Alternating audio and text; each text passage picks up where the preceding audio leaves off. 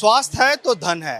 तो ऐसी स्थिति में स्वास्थ्य को बेहतर रखने के लिए आईपी यूनिवर्सिटी की ओर से हेल्थ मेले का आयोजन किया गया है। इस बारे में हमारे साथ बातचीत करने के लिए आईपी यूनिवर्सिटी के vice chancellor doctor Mahesh Verma हैं। सर, यहाँ पर आपने एक मेले का आयोजन किया है, खास करके हेल्थ को लेकर के। क्या क्या फैसिलिटीज हैं, लोग इसका लाभ कैसे उठाएं? देखिए, ये मेला हमने अपनी यूनिवर्सिटी की सिल्वर जुबली के उपलक्ष्य में किया है और हमारी एक वन ऑफ द एक्टिविटीज़ है। और क्योंकि यूनिवर्सिटी का दायित्व ये भी बनता है कि हम समाज के साथ डायरेक्टली जुड़ें और अपने यूनिवर्सिटी के प्रांगण से बाहर आके हम कम्युनिटी की सर्विस करें। और हेल्थ एक बहुत ही अहम मुद्दा है सबके लिए, तो चाहे वो अध्यापक हों, छात्र हों, छात्राएं हों या जनसाधारण हो। तो इसी को मद्देनजर रखते हुए हमने ये इस मेले का आयोजन किया है। इसमें हमारे बहुत सारे जो हमारे इंस्टीट्यूशंस हैं जो हमारे यूनिवर्सिटी के साथ जुड़े हुए हैं, और उसके अलावा दिल्ली सरकार और केंद्र के सरकार के दूसरे जो स्वास्थ्य के इंस्टीट्यूशन हैं उनको सबको जोड़ के एक हफ्ते का हमने यहाँ मेला लगाया। और आप देख रहे हैं कि बहुत भीड़ है, बहुत से लोग आए हैं और यहाँ बहुत सारी गतिविधियाँ हैं, सुविधाएँ हैं, बहुत सारे फ्री चेकअप्स हैं, बहुत सारी चीज़ों का, दांत हैं, ईएनटी है, आई है, लिवर है, कैंसर चेकअप्स हैं, haemoglobin, blood pressure, ECG, bone density, बहुत सारी इस तरह की फ्री चेकअप्स हैं। कोई भी आके निःशुल्क जांच करा सकता है। उसके अलावा मेले में दूसरी और गतिविधियां हैं कि नुक्कड़ नाटक और बहुत सारी जो यहाँ प्रदर्शनी लगी है कि किस तरह से हम रोगों को का रोकथाम कर सकते हैं। खासकर आजकल आपने देखा होगा कि नॉन कम्युनिकेबल डिजीजेस जो आजकल डायबिटीज़, हाइपरटेंशन, ओबेसिटी वगैरह बहुत बड़े रूप में आजकल समाज में बढ़ी हैं। उसका मेन कारण यही है कि हमारा जो लाइफस्टाइल है वो बदल गया है। हम व्यायाम नहीं करते, हमारा खान पान सही नहीं है, बहुत सारी स्ट्रेस है, तो बहुत सारी चीज़ें। और साथ ही साथ हमने यहाँ आयुर्वेदा, योगा, होम्योपैथी, जो हमारा ट्रेडिशनल मेडिसिन है उसको भी हम कैसे अपने मॉडर्न मेडिसिन के साथ जोड़ सकते हैं, ताकि एक हम होलिस्टिक हेल्थ की ओर, mental health, physical health, spiritual health, environmental health, इन सबको मिला के अवेयरनेस करके कैसे हम एक जनसाधारण में हम जागरूकता ला सकते हैं कि ताकि वो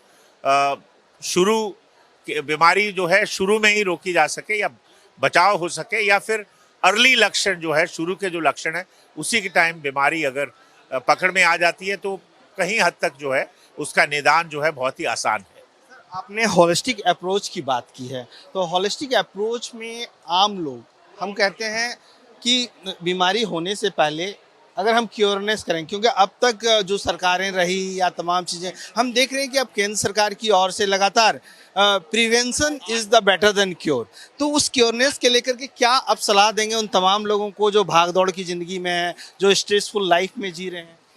नहीं, देखिए, ऐसा है, वो तो ये तो एक फंडामेंटल प्रिंसिपल है, सिद्धांत है कि prevention is better than cure. और प्रिवेंशन के लिए हम क्या कर सकते हैं, कैसे कर सकते हैं प्रिवेंशन के लिए हमें अपने आप को, खुद को एम्पावर करना होगा, खुद को जानकारी हासिल करनी होगी कि क्या बीमारी कैसे होती है, उसके क्या कारण है, क्या हम अपने जीवन शैली में हम क्या बदलाव ला सकते हैं ताकि वो उस बीमारी जो है होने से या पनपने से उससे बचे। तो ये, और हमारा पोषण कैसा हो, हमारा लाइफस्टाइल कैसा हो, हमारा खान पीन कैसा हो, हम व्यायाम हमारी ज़िंदगी का कैसे हिस्सा हो, कैसे योग को हम अपने जीवन में सम्मिलित करें।